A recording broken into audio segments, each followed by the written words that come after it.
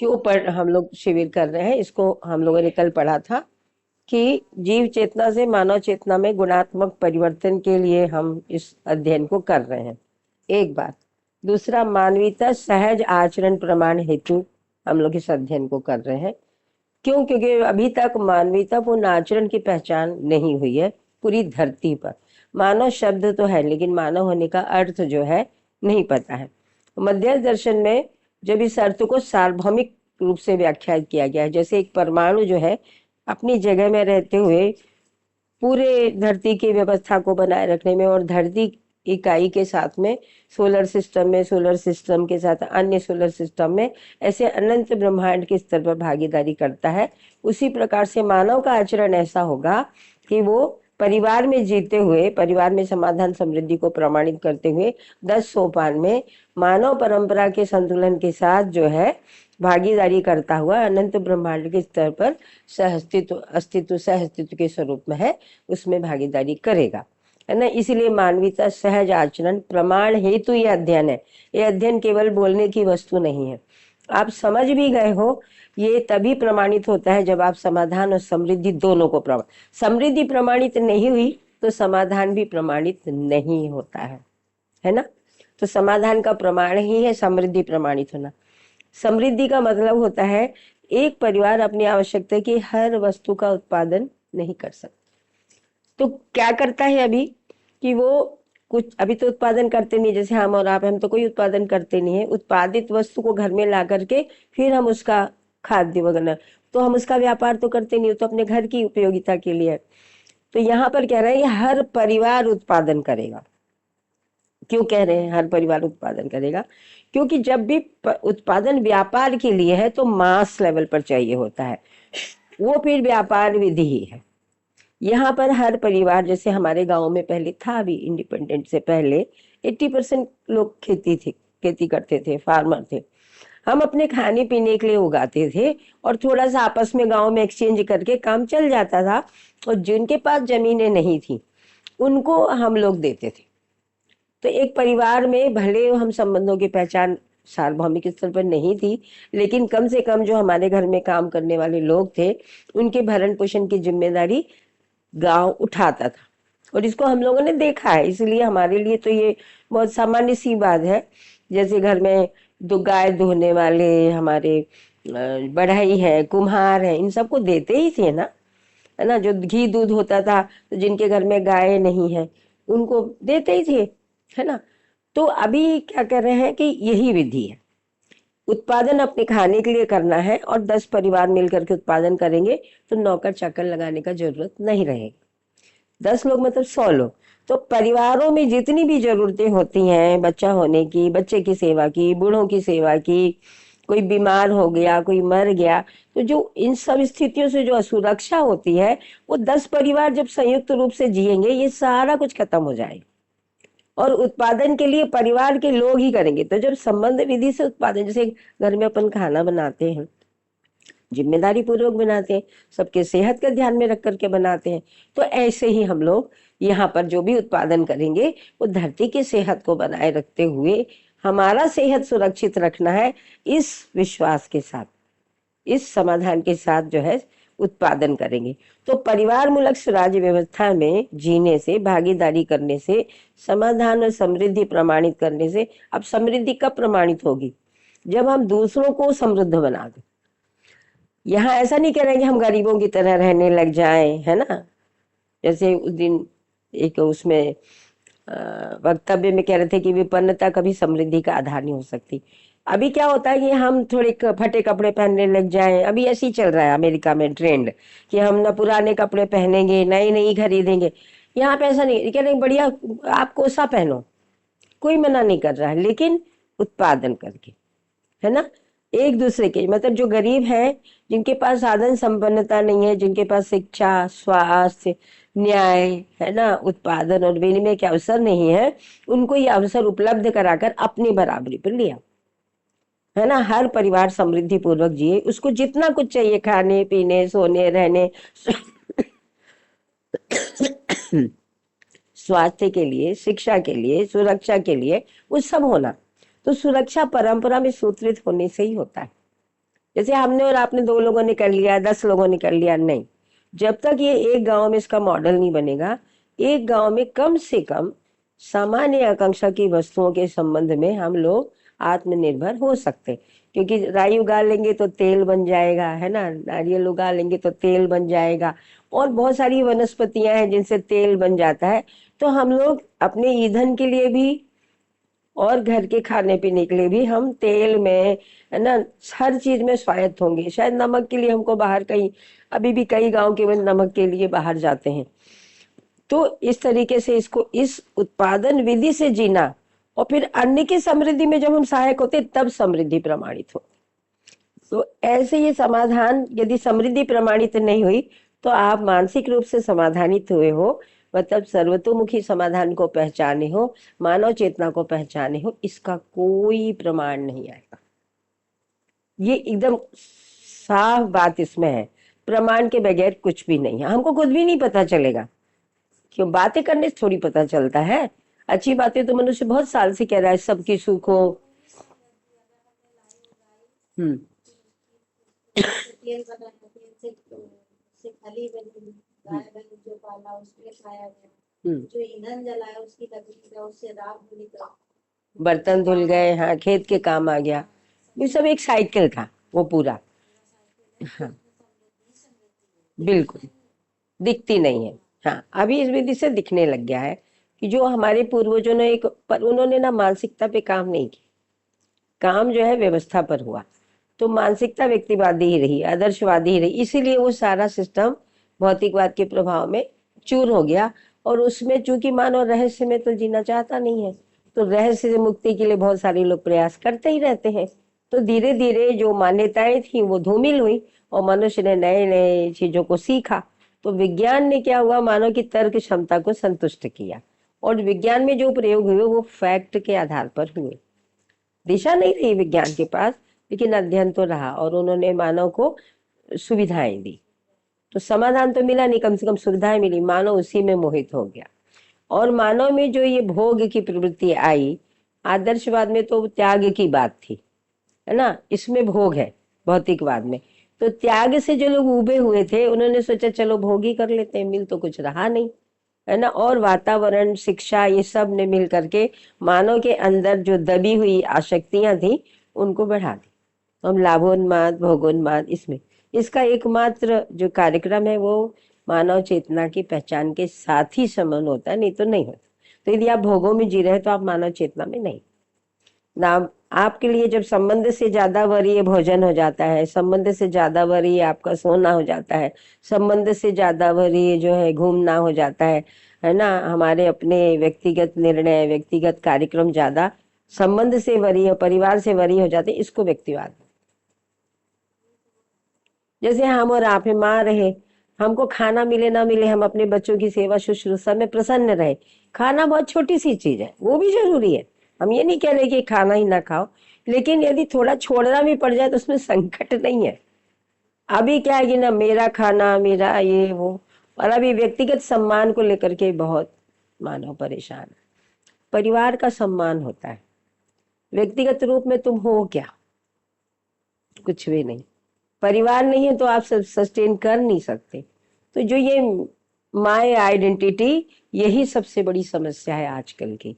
क्योंकि जब परिवार के साथ आप अपनी आइडेंटिटी को नहीं देखते हो तो परिवार का जो व्यवस्था है उसमें आपकी उस प्रकार से भागीदारी होती नहीं है, परिवार के कार्यक्रम चलते नहीं, कृतज्ञता ही नहीं व्यक्त होती। यदि आप परिवार में भागीदारी नहीं कर रहे हो तो कैसे कृतज्ञता व्यक्त होगी, बोलने से थोड़ी होता है ना। तो इस प्रकार से मानव चेतना में मानव मतलब मानवीयता सहज आचरण प्रमाण हेतु ये अध्ययन है। फिर कह रहे हैं यही सर्वतोमुखी समाधान समृद्धि सहित अखंड समाज सार्वभौम व्यवस्था रूप में प्रमाण हेतु, जिसकी मैंने भी आपको बात की कि 10 सोपानी विधि से 10 परिवार, फिर एक गांव, फिर 10 गांव, फिर 100 गांव, फिर 1000 गांव, ऐसे करते हुए पूरी धरती के 10 अरब लोगों के लिए, है ना। तो मतलब 1 अरब गांव होंगे ना, 1 अरब गांव और 10 अरब लोग, कि 10 गांव जो है 1000 हजार लोगों का है ना। तो इस धरती पे 10 अरब लोगों के रहने की व्यवस्था है, तो कितना गांव हुआ?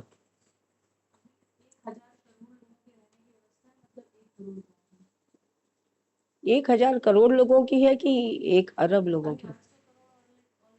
हाँ, 700 करोड़ है अभी, 800 है। अच्छा, हाँ, 1,000 करोड़ लोगों, 1,000 करोड़ लोगों, 1 करोड़ गांव ना। हाँ, मुझे गांव ठीक संख्या जाती है, उधर संख्या थोड़ी गड़बड़। तो ऐसा है, इस विधि से सब एक दूसरे के पूरक होते हुए, जैसे परमाणु दूसरे अणु का पूरक होता है, अणु अणुओं का पूरक होता है, फिर अणु रचनाएं होती हैं, ऐसे पूरा सिस्टम। ऐसे ये मानव का सिस्टम। तो मानव परिवार में भागीदारी करेगा, परिवार समाज में करेगा, समाज राष्ट्र में, राष्ट्र अंतरराष्ट्र में, ऐसे करते हुए ये चेन जो है परंपरा के रूप में सूत्रित हो जाएगी, सभी के लिए उपलब्ध रहेगा, है ना। तो अभी जो धरती तापग्रस्त हो गई है, मानव समुदाय आपस में असुरक्षित है, देखिए बांग्लादेश में जो चल रहा है हम देख ही रहे हैं, है ना। तो और ये औरतों का तो सबसे ज्यादा है कि चाहे आदमियों की नाराजगी हो, चाहे धार्मिक उन्माद हो, चाहे राष्ट्रों का संकट हो, औरतों के शरीर पर खेला जाता है। तो भैया ये हमारी आपकी ज्यादा बड़ी समस्या है, क्योंकि हम लोग हजारों साल से परिवार परंपरा को पोषित करते हैं, और जब इस तरीके के संकट आते हैं तो हमारी सुरक्षा के लिए कोई नहीं है। इसलिए नर नारी समानता के इश्यूज बहुत जरूरी है डिस्कस करना, और दर्शन को मानव चेतना का अध्ययन नर नारी के परिप्रेक्ष्य में करना बहुत जरूरी है ना। क्योंकि हम इससे कब तक आंख मूंदे रहेंगे, भी हमारे सामने चल रहा है, हमारे घर के ही हमारे भाई और पति हमको नहीं बचा पाए और लोग उठा के ले गए, और यही युद्धों में भी होता है ना। तो मानव चेतना का प्रमाण बनना परिवारों में कितना जरूरी है, आप सोच लीजिए इसको, है ना। तो ये जो समुदाय आपस में असुरक्षित है, तो अभी तो ये अहंकारों का टकराव तो पुरुषों के बीच हो रहा है ना, उसमें स्त्रियां कहाँ शामिल है ना। बाबा जी ने मुझे कहा था, बेटा युद्ध में स्त्रियां सहमत नहीं रहती हैं, अपने पतियों के कारण से कभी कभी उनको हाँ बोलना पड़ता है, नहीं तो वो न्यूनतम सहमत नहीं है, अधिकतम असहमत है। युद्ध पुरुष लड़ते हैं, मरते हम लोग हैं, हमारे साथ रेप होता है, उनका तो कुछ नहीं होता, है ना। तो ये बहुत जरूरी है कि जेंडर इश्यूज, जेंडर सेंसिटाइज होना, कि हम स्त्री तो नहीं है, हम मानव की तरह। फिर मानव होना क्या होता है इसको समझना, है ना। और फिर वो मानव परंपरा को परिवारों में, अपने बच्चों में संस्कारित करना, शिक्षा संस्थाओं में संस्कारित करना, और पास पड़ोस और इस तरह की जो भी संस्थाएं हैं जो सामाजिक जागरण का काम करती है, उनके साथ मिलकर के, एक है लोक शिक्षा का कार्यक्रम, एक शिक्षा का मानवीकरण, उसमें इन सब बातों को ले जाने से ये सारी स्थितियां जो है वो उत्तरित होंगी। तो धरती संतुलित रहना, ऋतु संतुलित रहना, और मानव धरती पर मानव परंपरा अक्षुण्ण रहे। नहीं तो अभी जो स्थिति हो गई है ना, धरती में मानव ही नहीं बचेगा, ये स्थिति आ गई है। इन तीनों के उत्तर के अध्ययन के लिए हम लोग यहाँ पर बैठे। अब हमारा गोल क्लियर हो गया, हम अध्ययन क्यों कर रहे हैं, है ना। तो जो जिसको कहना है कि आवश्यकता, मानव की आवश्यकता न्याय धर्म सत्य पूर्वक जीने की है ना। जो जिसको हम लोग सुख बोलते हैं, असुविधा बोलते हैं, सुख जो है वो समाधान की स्थिति है ना। और जिसको सुविधा बोल रहे हैं वो समृद्धि की स्थिति है, वस्तुओं की अधिकता। तो उसमें सामान्य आकांक्षा और महत्वाकांक्षा की वस्तुएं हैं। महत्वाकांक्षा की वस्तुओं का होने को हम लोग सुख बोलते हैं। मूल रूप से सामान्य आकांक्षा की वस्तुएं धरती के सभी लोगों को चाहिए, है ना। और वो होने ना होने से मनुष्य में सुख दुख होता है। जैसे मेरे पास हवाई जहाज नहीं, मुझे क्या दुख है, मेरे पास अभी तो कार भी नहीं है, मुझे कोई दुख नहीं है ना भैया। टेम्पोस चले जाते हैं, ऑटोस चले जाते हैं, बहुत सारे साधन है। तो ये समाज गति के लिए है ना। तो ये जो सुख और सुविधा का को आवश्यकता के रूप में देखते हैं, वो ये आवश्यकता मानव में जो न्याय धर्म सत्य पूर्वक जीने की आवश्यकता, उसकी पूर्ति के लिए सुविधाएं हैं उस, है ना। और संबंध निर्वाह के लिए, परिवार में संबंध निर्वाह के लिए समाधान और समृद्धि, और समाज गति के लिए फिर दूरगमन, दूरदर्शन और दूर श्रवण है। इस तरीके से जब हम समझते हैं, नहीं तो हम क्या समझ लेते हैं कि सुविधाएं नहीं चाहिए, कम चाहिए, यही सुख है, ऐसा समीक्षित हो जाना सुख है। सुख जो है वो सर्वतोमुखी समाधान से कम में है ही नहीं, और इसका प्रमाण समाधान समृद्धि के साथ है। जब हम इस प्रकार से अध्ययन करते हैं तब ये दर्शन का प्रस्ताव व्यवस्था के विकल्प के रूप में हमको समझ में आता है। तो जिसकी पीड़ा है उसको निकलना है ना। अभी जैसे हम ही तो बच्चे बड़े करते हैं और युद्ध में मार दिए जाते हैं, दंगों में मार दिए जाते हैं, है ना। सबको, पुरुषों को भी दुख होता है, क्योंकि ऐसा नहीं है कि परिवार बनाने में उनकी कोई भूमिका नहीं, लेकिन पुरुषों के साथ रेप नहीं होता है, उनके साथ अन्याय अत्याचार होता है, ये बात तो सही है ना। तो इस मुद्दे को और भी गहराई से हमको समझना है कि कैसे जो है मानव चेतना मानव के में जीने के लिए जरूरी है। क्योंकि यदि हमने नारियों में तो चेतना ला दी और पुरुषों में नहीं लाई तो रेप रुक जाएगा? ऐसा नहीं होगा। हाँ, तो इसलिए हर किसी को मानव चेतना में अपने को पहचानना पड़ेगा, व्यवस्था के अर्थ में संबंधों को पहचानना होगा। ठीक है, ये हम अध्ययन कर रहे हैं। अब जो है ये प्रस्ताव जो है ये समाधान, समृद्धि, अभय और सहअस्तित्व का है, जिसकी हमने अभी आपसे चर्चा की, है ना। समाधान बराबर सर्वतोमुखी समाधान, समाधान समृद्धि,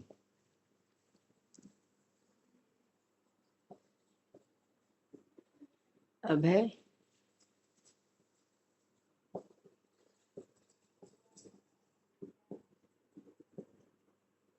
अब ये जो समाधान समृद्धि है ये जब परिवार में प्रमाणित हो जाता है ना, और जब ये छठवें और सातवें सोपान में प्रमाणित होता है तो अभय प्रमाणित हो जाता है ना।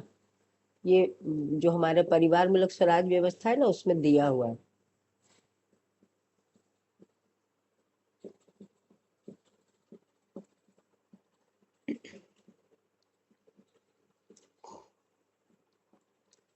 तो अभयता प्रमाणित होती है, मतलब संतोष प्रमाणित होता है, मतलब परस्पर विश्वास प्रमाणित होता है, अर्थात विश्वास प्रमाणित होता है।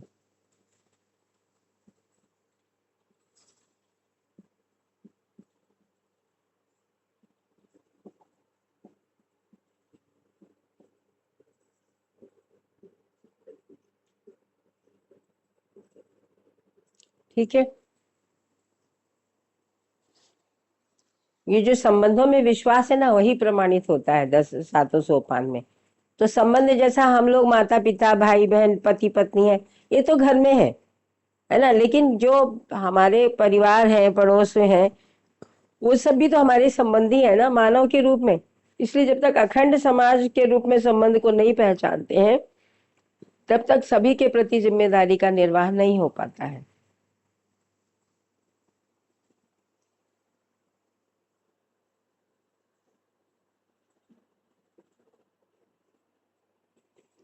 ठीक है,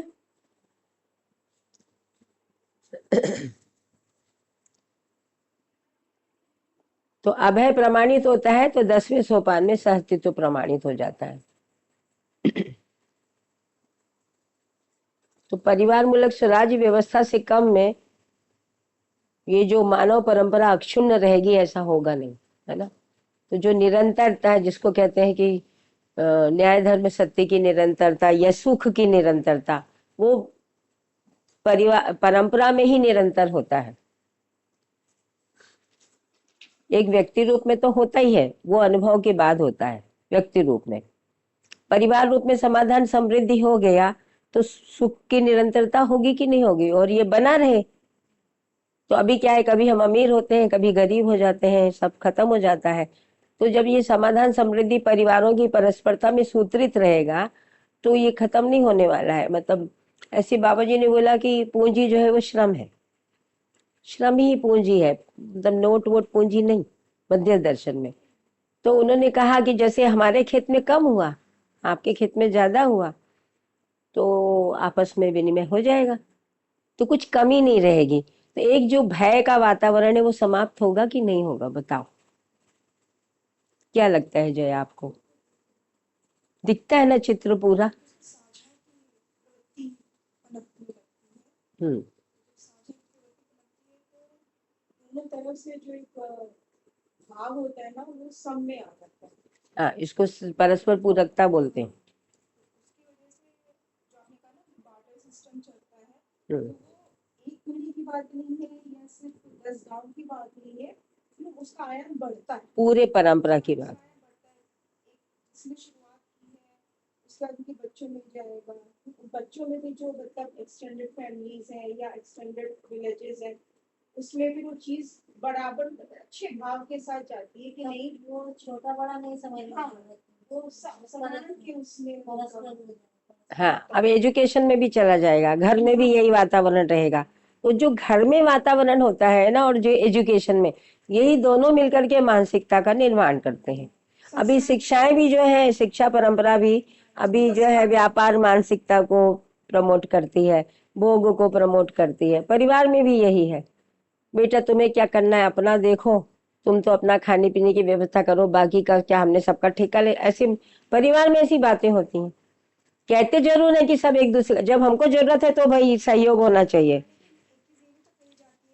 बातचीत करते हैं, कहते कि छोटे पर से बच्चे जो है ना अनुकरण अनुसरण करते हैं बड़ों का, तो जब बड़ों में ही विविधता देखेंगे तो फिर जाहिर सी बात है उनका भी आचरण जो है अलग तरीके से आएगा। लेकिन जब परिवारों में या अपने कुटुंब में वो एक जैसा व्यवहार भाव संस्कार देखेंगे तो जाहिर सी बात उसी का अनुकरण अनुसरण करेंगे। तो जो आप बात करें कि धीरे धीरे जो बढ़ेगा, मतलब ये कहीं से तो शुरुआत कोई करे और उसका छाया रूप में पास ऑन हो। बिल्कुल। लेकिन अभी थोड़े टाइम तक चलता है फिर डिस्टर्ब हो जाता है, तो बच्चा भी कंफ्यूज हो जाता है कि वो क्या सही माने, वही कि हम जो पहले वाला जो बिहेवियर था वो मेरे लिए सही है या जो अब चल रहा है ये मेरे लिए सही है। तो फिर उसमें उनका आगे जाके जैसे वो टीनेज में होते हैं एडल्टहुड में आते हैं ना, तो वो अपने में सेल्फ थोड़ा सा हो जाते, डाउट से भर जाते। तो फिर उनको लगता है कि जो जो सामने दिख रहा है, हमको जो सही लग रहा है वही सही है। और अगर वो चीज जैसे आप कहते हैं परंपरा में आती है, संस्कार में आती है, तो यानी कि उनकी निरंतरता बढ़ रही है। तो जैसे अगर परिवार में अगर एक ही परिवार में जैसे माता पिता जी पर 3 संतान है, तो बड़ा वाला मध्य वाले को, मध्य वाला छोटे वाले को वही चीज ही पास ऑन करेगा। नहीं, बच्चे तो परिवार में बड़े होते हैं, माता पिता में होता है तो सब में जाता है। अब मानो क्या संस्कारानुषंगी इकाई है, जब तक ये वातावरण प्रवेल नहीं करता है तब तक हो सकता है कि कोई संतान ना भी सीखे, कोई किसी और विधा में भी। पर जैसे परिवार में एक व्यक्ति सही है, उस सही का प्रभाव ये होता है कि बाकी उसके साथ असहमत तो नहीं हो सकते, भागीदार हो या ना हो। सबसे बड़ा डाउट जो मुझे अभी लगता है वो यही लगता है कि बड़े इस चीज को बहुत सिंसियरली नहीं फॉलो कर रहे हैं। वो बोलते कुछ है शिक्षा के संदर्भ में या संस्कार के संदर्भ में बोलते हैं, लेकिन बच्चों को वो नहीं दिख पाता है। बच्चे सोचते कि सिर्फ बात करते हैं, उनके में आचरण में वो चीज हमें नहीं दिखती। हाँ, अब क्या होता है ना, कई बार बच्चों को पता ही नहीं है आचरण क्या है।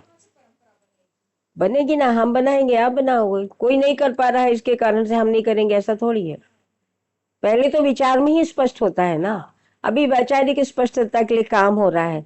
हम ना एकदम से देखने लगे, जैसे हमसे कई लोग आप नौकरी करते, हमने कहा आप पैसे दे दो हम छोड़ देते। आप हमारे पास विकल्प है क्या, हम अपने बच्चे नहीं पालेंगे क्या? तो नौकरी करना हमारे पास कोई, उसके अलावा कोई विकल्प नहीं है हमारे पास। तो अभी समाधान में यदि हम सर्वतोमुखी समाधान को व्यक्त कर पा रहे हैं तो अभी वैचारिक स्पष्टता तो है। अब होता है कि व्यवहारिक और व्यावसायिक स्पष्टता। तो अब व्यवहारिक स्पष्टता में जो है हम अभी प्रयास कर रहे हैं, जैसे आप लोग के साथ अभी हम प्रयोजन के अर्थ में ही संवाद कर रहे हैं, तन मन धन की भागीदारी कर, अभी इतना ही हो सकता है वो कर रहे हैं। और ऐसा सभी लोग 10 सोपान में जीने लग जाए, कम से कम 10 परिवार एकत्रित होकर तन मन धन की भागीदारी से जीने लग जाए, उसके लिए लोगों को प्रेरणा दे रहे हैं। अभी यही कर सकते हैं। हाँ, तो जब तक ऐसी मानसिकता संपन्न लोग नहीं होंगे उस तरीके का प्रमाण आएगा नहीं। अब जैसे बच्चे बोलते हैं कि आप लोग में आचरण नहीं दिखता, बच्चों को क्या पता आचरण क्या चीज है? जब तुमको ही वैचारिक स्पष्टता नहीं है, तुम आचरण के ऊपर प्रश्न कैसा खड़ा कर दोगे? उनको लगता है कि उनकी गलतियों को प्रोत्साहित किया जाए, है ना। बड़े अच्छे से आजकल बच्चे बात करते, क्या हुआ तो मम्मी हमारी जनरेशन में तो ऐसा चलता है, हम लोग तो ऐसा करते हैं, तो ये सही है क्या? फिर वो कहते हैं हम कंपैरेटिवली ठीक है। हमने कहा कि फिर हम भी कंपैरेटिवली ठीक है। तो आपको माता पिता तो बिल्कुल बढ़िया परफेक्ट लेवल के चाहिए, हमको बच्चे परफेक्ट लेवल के नहीं होना है, ये कौन सा बात है? तो कंपैरेटिवली नहीं होता है ना, अच्छा मतलब अच्छा, और वो अच्छे को पहचानना पड़ेगा। तो वैचारिक स्पष्टता के साथ जीना, एक तो ये बात है। मानव के जीने का प्रयोजन परिवार में व्यवस्था में भागीदारी क्या है, किस अर्थ में है। अभी तो झाड़ू पोछा लगाने को व्यवस्था में भागीदारी मानते हैं, वो भी है, ऐसा है कि वो नहीं है, ऐसी बात नहीं है, लेकिन वो आता है। लेकिन परिवार व्यवस्था का मतलब होता है वह समाधान और समृद्धि के अर्थ में जिम्मेदारी स्वीकार करना, इसको कहते हैं परिवार व्यवस्था में भागीदारी। अभी तो झाड़ू पोछा बहुत लोग लगा ही रहे हैं अपने घर में, और उसके लिए बहुत सारे ऑपरेटर्स आ गए हैं, हमारे को सहयोगी मिल जाते हैं। जो वैचारिक दृढ़ता है ना, और जो लक्ष्य और दिशा प्रयोजन की स्पष्टता है, यदि वो नहीं है, आप झाड़ू पोछा लगा लो, क्या कर लोगे? जैसे जेंडर के जो इश्यूज हैं, वो प्रश्न ये नहीं था कि पति खाना बनाए, प्रश्न ये था कि निर्णयों में भागीदारी हो। अभी वो ना निर्णयों में भागीदारी के प्रश्न को झाड़ू पोछा बर्तन में भागीदारी का प्रश्न बना दिया है। अब चलो झाड़ू पोछा बर्तन तुम्हारा हो रहा है, तुमको निर्णय में भागीदार नहीं, अब कर लो। हम ना आधा छूट जाते हैं।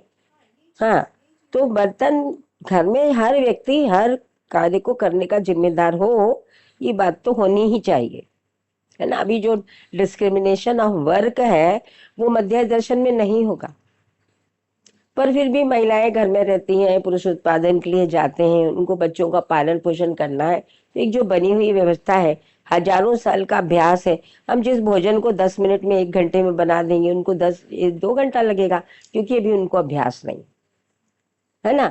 तो ये सब चलते रहे, उनका भी भागीदारी होता रहे। हम भी, स्त्रियां भी खेतों में जाती हैं ना, खाना लेकर जाती हैं, बहुत सारे प्रोसेसिंग में भागीदारी करती हैं। अभी पुरुषों ने उस तरीके से परिवार में भागीदारी नहीं सीखी है, और वो एक दिन में तो हो नहीं जाएगा।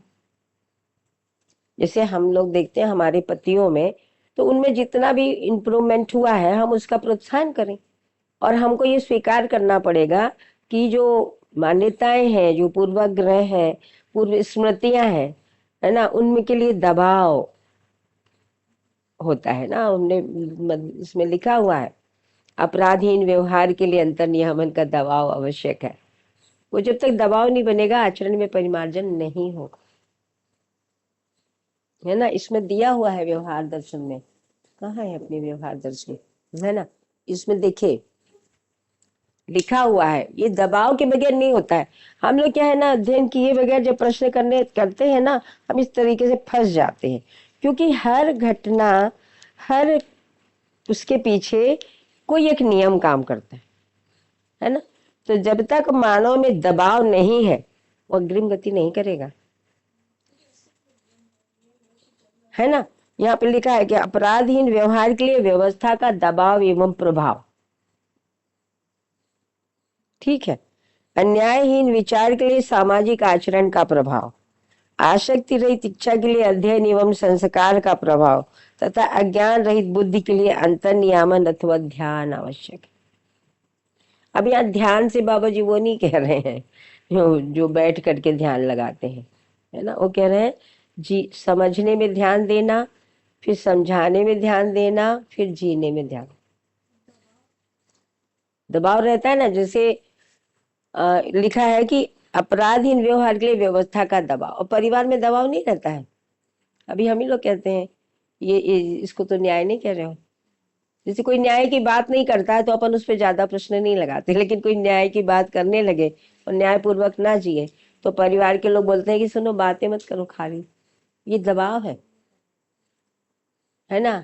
सामाजिक आचरण का दबाव है। अब दर्शन वाले लोगों के ऊपर अभी दबाव आने लग गया है, मैं तो देख रही हूँ कि मतलब आपका तो आचरण सामाजिक दिखता नहीं है। अभी तो हम लोग गुटों में दिख रहे हैं, और दिख रहे हैं तो लोग प्रश्न कर रहे हैं, और वो दबाव बन रहा है। ये दबाव बनेगा तब शिफ्टिंग होगी। तो ये सब समझना जरूरी है ना। तो फिर ये सवाल ये उठता है कि हम प्रश्न करें या हम खुद उत्तर बन जाएं। अब यहां से शुरू होती है यात्रा। हम प्रश्न करें कि हम खुद उत्तर हो जाएं। तो हम, मेरे को तो ये लगता है कि खुद उत्तर हो जाए। तो अभी हम इतना बताते हैं कि भाई हम इतना कर पाए हैं, आगे हम अपनी जनरेशन को जैसे ये तैयार हो गई है, अर्चना तैयार हो गई, मेरे को थोड़ा सी एक आश्वस्ति हो गई है। अभी भी मैं जिस लेवल तक का सोचना करना चाहती हूँ, अभी मुझे लगता है कि अभी इन लोगों को उस जगह पे आने में टाइम है, तो मैं भी इन लोगों को उस जगह पे लाने का प्रयास कर रही हूँ, है ना। ये जिस दिन हो जाएंगे हम निश्चिंत हो जाएंगे। हमारे बच्चे भी कोशिश कर रहे हैं, ये लोग भी कर ही रहे हैं, है ना। ये सारे बच्चे मिल करके एक वातावरण खड़ा कर देंगे। तो ये कुछ चीजें जनरेशन टू जनरेशन होती है। मान लीजिए हमारे जो जनरेशन के पुरुष वो नहीं कर पाए, तो क्या नेक्स्ट जनरेशन नहीं करेगी? कर रही है, बहुत सारे बच्चे कर रहे हैं। हाँ, तो वही चीज मैंने कहा ना कि जब वो चीज बड़ों में ना धीरे धीरे बदलाव या उनमें कहीं मार्जिन या जो भी आप शब्द से इस्तेमाल करें, जब वो देखते हैं तो उसको उनको लगता है, कॉन्फिडेंस आता है कि हाँ ये सही है, हमें भी ऐसे ही जीना है। लेकिन क्या होता है ना बहन, हम लोग ना पूरी टोटल ट्रांसफॉर्मेशन देखना चाहते हैं। टोटल नहीं, जो शिफ्टिंग हो रही है हम उसको नहीं देख रहे। शिफ्टिंग हो रही है, स्टेप बाय स्टेप बहुत सारा धीरे धीरे शिफ्ट हुआ है, पूरा देखना चाहते हैं। ये संकट है, ऐसा नहीं कि नहीं हुआ है, हुआ है। वही ना कि वो दृष्टि हम लोग को मतलब एक तरीके से ना, how should I put in words, like कि थोड़ी थोड़ी बातचीत करके या कुछ कुछ करके ना उनको स्टेप बाय स्टेप पे ही तो प्रोसेस में डाल, एकदम से कहे कि मैं ऐसे जीना है ऐसे कर, वो खुद घबरा जाए। मैं घबरा गई कि कहीं ये तो बहुत बड़ी बात है, कहाँ नहीं, से कुछ सोशल प्रेशर भी होता है ना। देखिए हम लोग, हमें तो ये चीज पता नहीं थी। जैसे मैंने ना एकदम से पाठक जी का नाम लेना शुरू किया आफ्टर मैरिज। अब ये हमारे इस सोसाइटी में ऐसा एक्सेप्टेबल नहीं था, तो उनको ना थोड़ा संकोच लगता था। वो विरोध में नहीं थे, लेकिन सामाजिक दबाव था उनके ऊपर कि अच्छा तुम्हारी बीवी तो, हाँ, तो कंट्रोल करके रखो। उनको शिक्षा दी जाती थी कि जा जा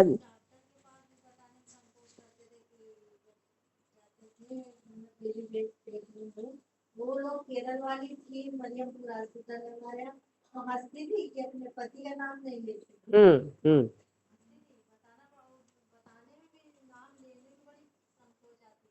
हम्म। अब मानवीयता सहज आचरण प्रमाण के ऊपर अपन इतनी बात, पूरा दर्शन इसी का है।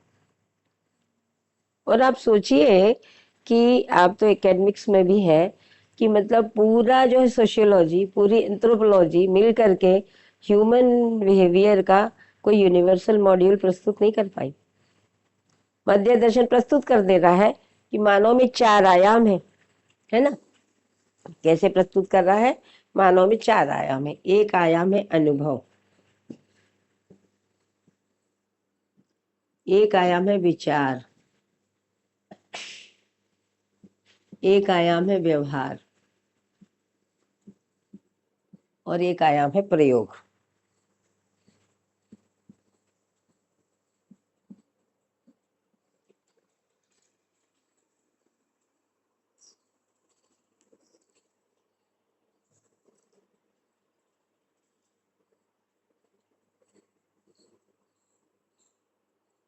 ठीक है, अब ये 4 आयाम है। अब ये जो अनुभव है परंपरा में हुआ भी होगा ना। जैसे अभी मानव ने आहार से संबंधित जितना भी कुछ किया है वो परंपरा में है ना। परिवार में संबंधों का, संबोधनों की जो पहचान है वो है। लेकिन ये जो अनुभव है अस्तित्व के संदर्भ में, वो मानव के विचार में सूत्रित नहीं हुआ, मानवीय व्यवहार में सूत्रित नहीं हुआ, और उत्पादन प्रक्रियाओं में सूत्रित नहीं हुआ। प्रयोग मतलब उत्पादन प्रक्रिया, प्रकृति के साथ जो श्रम है उसको प्रयोग बोलते।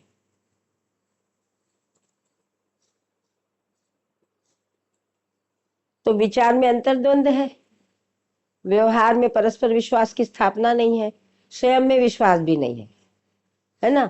और यहाँ पर उत्पादन प्रक्रियाओं से मानव जो धरती की वाट लगाई है वो हम देख ही रहे है ना। तो इसलिए धरती, ताप, ऋतु संतुलन, खनिज संतुलन को बनाए रखते हुए मानव परंपरा की अक्षुण्णता को कैसे बनाएंगे, इसका प्रस्ताव है। इसको हम लोग अभी मानव की 4 आयामों में अध्ययन करेंगे। ठीक।